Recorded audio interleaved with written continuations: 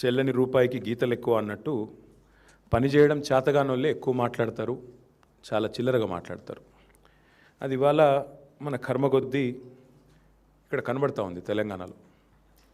ఒక అల్పుడు, నేను అల్పుడు అంటుంటే మళ్ళీ వేరే అనుకోకండి, వేమన్న గారు చెప్పిందే చెప్తున్నాం. ఒక అల్పుడు, ఎన్టీ రామారావు గారు చెప్పినట్టు ఒక అంగుష్ట మాతృడు, ఒక తుచ్చుడు ఈరోజు ఈ రాష్ట్రానికి ముఖ్యమంత్రిగా ఉండడం అనేది ఈ రాష్ట్ర ప్రజల దురదృష్టం, ఈ రాష్ట్రం యొక్క దురదృష్టం. కానీ ఎంతటి అల్పుడైనా, ఎంతటి తుచ్చుడైనా నిజానికి నేను దరిద్రుణ్ణి అని మెడలో బోర్డు వేసుకుని తిరగడు. కానీ రేవంత్ రెడ్డి గారి స్పెషాలిటీ ఏంటంటే ఆయన మైకు ముందే మాట్లాడుతూ ఉంటాడు. మైకు ముంగటనే నోటికి వచ్చినట్టుగా దివాలా తీశాము. ఒకసారి కాదు, ఇది 2.5 సంవత్సరాల్లో ఒకసారి ఎయిడ్స్ రోగి అంటాడు తెలంగాణని, ఇంకోసారి క్యాన్సర్ పేషెంట్ అంటాడు. ఇక దివాలా తీసిందని మాట్లాడిన దివాలా కోరు మాటలకైతే లెక్కనే లేదు. అది చూసిన తర్వాతనే బాధ అనిపించింది. వాస్తవం ఏంటంటే ఇంతటి భావదారిద్ర్యం, ఇంటలెక్చువల్ బ్యాంక్రప్సీ బహుశా దేశ చరిత్రలో ఏ ముఖ్యమంత్రిలో కూడా ఎన్నడూ చూసి ఉండం. అయ్యా మీరు మీ అదృష్టం బాగుంది, జాక్పాట్ కొట్టారు, ప్రజలు మార్పు అని మీరు చెప్పిన డైలాగులు విశ్వసించారు, మీకు అవకాశం ఇచ్చారు. 50% మీ పరిపాలన 30 నెలలు అయిపోయింది. 50% మీకు ఇచ్చిన అవకాశం అయిపోయింది. ఇప్పటికైనా 4 మంచి మాటలు, మీ ప్రభుత్వంలో మీరు ఏం చేశారో, ప్రజలకు మీరు ఇచ్చిన హామీల్లో ఎన్ని నెరవేర్చారో, లేదైనా ఒక జిల్లాకి పోతే ఆ జిల్లాకు మీరు చేసిన అభివృద్ధి, మీ వల్ల జరిగిన మంచి పనులు అవి చెప్తారేమో అని చూస్తాం. కానీ ఇంత ఇంటెలెక్చువల్ బ్యాంక్రప్ట్నెస్, ఇంత భావదారిద్ర్యం, రాజకీయ భావదారిద్ర్యం, ఇంత విచిత్రమైన పరిస్థితి బహుశా భారతదేశంలో ఏ రాష్ట్రంలో ఏ నాయకుడు, ఎంతోమందిని చూసాం, ముఖ్యమంత్రుల్ని, ప్రధానమంత్రుల్ని, కానీ ఎవరిలో ఇంతటి భావదారిద్ర్యం ఏమైతే చూడలేదు. అదంటారు చూడండి, తింటున్న పళ్ళెంలోనే మనుబోసుకున్నట్టు, తింటున్న అన్నంలోనే ఉంచినట్టు, నువ్వు నడుపుతున్న రాష్ట్రాన్ని తిట్టడం ఏం దరిద్రం? అది నాకు అర్థం కాదు. నీవే కదా ప్రభుత్వానికి అధినేత, నువ్వు రాష్ట్రానికి ముఖ్యమంత్రి నువ్వు. సరే, ఇంకా ఎన్ని రోజులు ఆ విషయం జిమ్మే పని మాకైతే అర్థం కావట్లేదు. నేను ఆయన మాట్లాడిన మాటలు, ఢిల్లీకి పోతే ఇజ్జత్ లేదు, ఆయనే చెప్తాడు ఢిల్లీకి పోతే అక్కడ గౌరవం లేదు, ఇజ్జత్ లేదు అని. మరి 72 సార్లు ఎందుకు పోతున్నావు? ఏ ముఖ్యమంత్రి ఇంతవరకు సాధించిన రికార్డు నువ్వే సృష్టించినావు. 30 నెలల్లో 72 సార్లు అంటే సగటున నెలకు కనీసం 2.5 సార్లు ఢిల్లీకి పోతా ఉన్నావు. ఎవరు రమ్మంటున్నారు నేను? మరడా ఎందుకు పోతున్నావు? ఢిల్లీలో ఇజ్జత్ లేకపోతే ఎందుకు పోతున్నావు అని అడుగుతా ఉన్నా. వాస్తవానికి నిన్న రేవంత్ రెడ్డి గారు ఎన్ని చెప్పినా ఒకటి వాస్తవం. నా తెలంగాణ కోటి రతనాల వీణ అని దాశరథి గారు ఏదైతే ఆనాడు నిజామాబాద్ జైలు గోడల మీద రాశారో, అలాంటి తెలంగాణ కోటి రతనాల వీణ మాత్రమే కాదు, ఇప్పుడే మా శ్రీనివాస్ యాదవ్ గారు చూపెడుతున్నారు. 1 కోటి ఎకరాల మాగాణం అని చెప్పి రుజువు చేసింది కేసీఆర్ గారి నాయకత్వం. దానికి సాక్ష్యం ఇది. నేనేది ముఖ్యమంత్రి గారి లాగా నోరేసుకొని ఊరికైనా లెక్కలు లేకుండా, పత్రాలు లేకుండా మాట్లాడట్లేదు. This is statistics from government.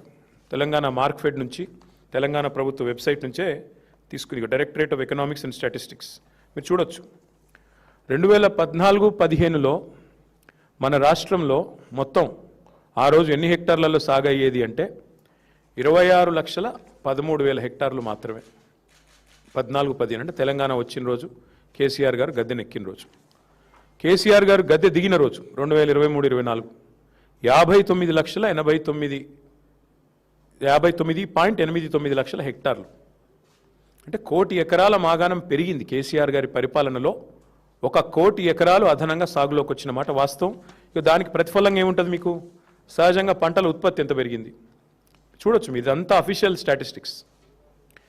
Telangana వచ్చినాడు, కేసీఆర్ ప్రభుత్వం వచ్చినాడు, ఆ రోజు కేవలం 24,29,000 మెట్రిక్ టన్నులు ఆ రోజుల్లో, ఇది మార్క్ఫెడ్ ఇది లెక్క.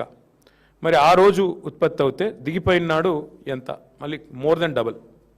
ఇవన్నీ కూడా మీకు ఇస్తాను, చూసుకోవచ్చు. సీజన్ వైజ్ ఎంత పెరిగింది, సాగు ఎంత విస్తీర్ణం జరిగింది, ఎంత పెరిగింది, పంటల ఉత్పత్తి ఎట్లా పెరిగింది, ఇవన్నీ లెక్కలతో సహా మాట్లాడతాం. పరిస్థితి ఇట్లా ఉంటే రేవంత్ రెడ్డి గారు మరి ఎందుకు ఇట్లా మాట్లాడుతున్నారు, ఎందుకు పదే పదే పదే పదే తెలంగాణ రాష్ట్రాన్ని అవమానిస్తున్నారు మాకు అర్థం కావట్లేదు. అసలు ఢిల్లీకి ఎవరు రమ్మన్నారు నిన్ను? ఎవరు బతిమలాడుతున్నారు ఢిల్లీకి రానాయనా నిన్ను? ఇక్కడే ఉండు, 2.5 ఏళ్ళు ఇక్కడే ఉండి పరిపాలించు.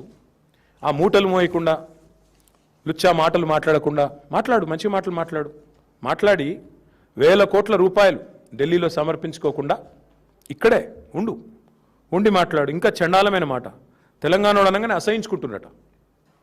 ఆయన అంటున్నాడు, నిన్న తెలంగాణ వాళ్ళు అనగానే అసహించుకుంటున్నారు.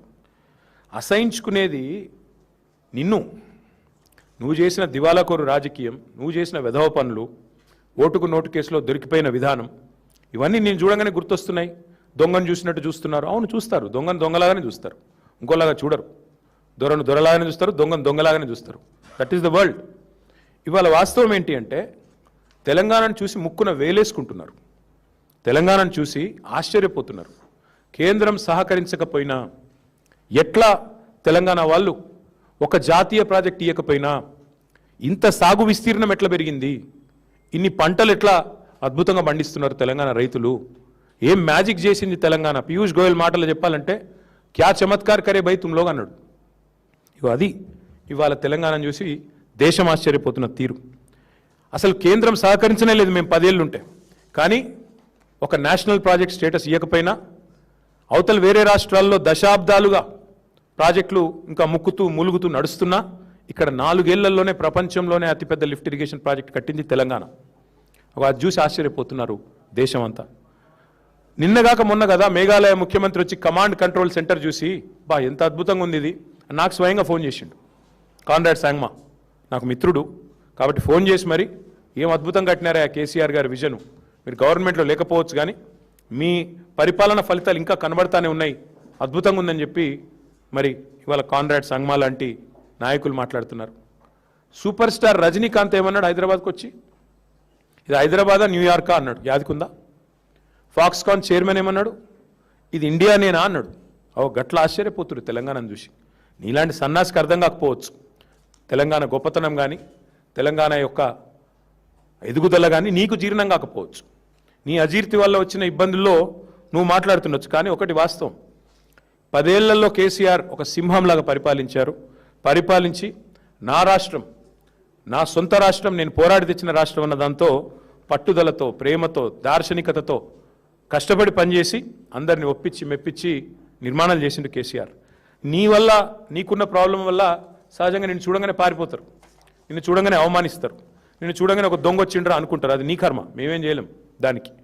ఇవాళ తెలంగాణ వాస్తవంగా చెప్పాలి అంటే అప్పులు కాదు మేము చేసింది, ఎంత అప్పు అని వీళ్ళ దోస్తే అడిగిండు, ఎవరో కాదు. వీళ్ళ దోస్తు ఒక ఆయన ఉన్నాడు, చీకటి స్నేహితుడు, మాధవనేని రఘునందన్ రావు అని ఎంపీ, బీజేపీ ఎంపీ, చీకటి దోస్తు రేవంత్ రెడ్డి. ఆయనతో నేను అడిగిపించిండు, ఏంది అసలు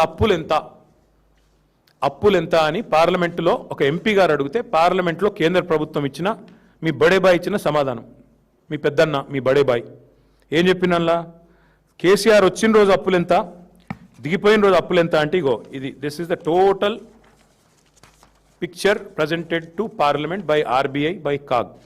ఏమని చెప్పారు అందులో, కేసీఆర్ గారు అధికారంలోకి వచ్చిన రోజు 72,000 కోట్ల అప్పు రాష్ట్రం ఎత్తి మీద ఉన్నది, కేసీఆర్ దిగిపోయిన రోజు 3,50,000 కోట్ల అప్పు, total public det of Telangana.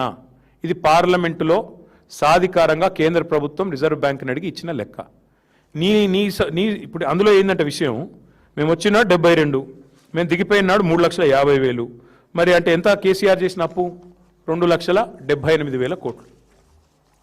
కానీ నీ పరిస్థితి ఎట్లుంది, నీకు వాస్తవాలు బయటకు వస్తే నీకు నచ్చలేదు, అందుకే నోటికొచ్చినట్టు ఎంత వస్తే అంత, ఒకరోజు 6 లక్షల కోట్లు అంటాడు, ఇంకో రోజు 7 లక్షల కోట్లు అంటాడు, ఇంకో రోజు 8 లక్షల కోట్లు అంటాడు. మరి నీ లెక్కలు నమ్మాలనా, లేక కాగ్ లెక్కలు, మరి ఆర్బీఐ లెక్కలు నమ్మాలా, పార్లమెంట్లో కేంద్ర ప్రభుత్వం చెప్పింది నమ్మాలా, ప్రజలు ఏది నమ్మాలా ముఖ్యమంత్రి చెప్పు.